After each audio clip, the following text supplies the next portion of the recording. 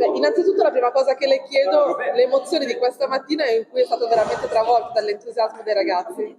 Sì, non c'è dubbio che è sempre un piacere tornare nelle scuole perché c'è questo grande entusiasmo dei ragazzi e io racconto sempre questa cosa, che loro saranno davvero i protagonisti di questa nuova rinnovata imprese spaziali che ci riporteranno sulla Luna e in prospettiva nell'arco della loro vita anche su Marte. Una domanda tecnica e una domanda di ispirazione. Quanta Italia c'è nello spazio?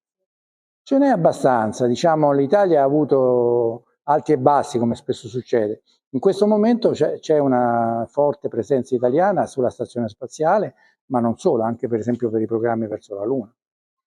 E la parte invece emozionale è stato quando lei ha fatto vedere la Terra come si vede dallo spazio, quindi da un punto di vista esterno all'uomo, ed è bellissima, è colorata, e poi di notte invece compaiono tutte le città.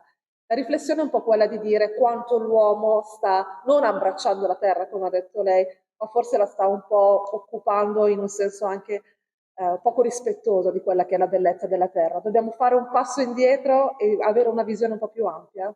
Sicuramente, io credo che da questo punto di vista lo spazio ci ha abituato a vedere la Terra appunto da una prospettiva diversa. Non è un caso che la foto scattata dai primi uomini che sono andati sulla Luna, in cui si vede appunto questa sfera azzurra immersa nel buio dello spazio, sia stata una delle prime a essere utilizzata dai movimenti ambientalisti, perché è proprio un punto di vista sicuramente unico. Dallo spazio purtroppo si vedono le ferite dell'uomo, no? L'ho fatte vedere nel filmato, si vedono gli incendi, la deforestazione, e questo è davvero una cosa che colpisce perché vuol dire che è su una scala enorme per potersi vedere dallo spazio. Non si vedono le città, ma si vede invece i danni che produciamo sul pianeta, quindi sicuramente da questo punto di vista io credo che lo spazio, questa consapevolezza venga proprio dal fatto che si possa guardare la Terra da un punto di vista diverso. Quale terra augura ai ragazzi che oggi erano qui e che magari saranno gli astronauti di domani?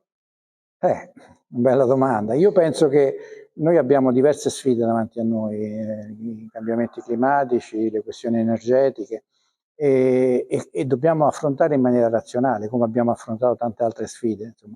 Se una cosa ci ha insegnato lo spazio è che per affrontare le difficoltà dello spazio ti devi attrezzare anche dal punto di vista, diciamo, come posso dire, teorico e pratico. Ecco, noi forse non lo stiamo facendo. Pensiamo che queste cose si risolvono da sole, invece no, dobbiamo avere un approccio che sia un progetto che riguardi tutto il mondo, perché non si può affrontare su una scala piccola. Certo, l'Europa può fare la sua parte, ma da sola non ce la fa.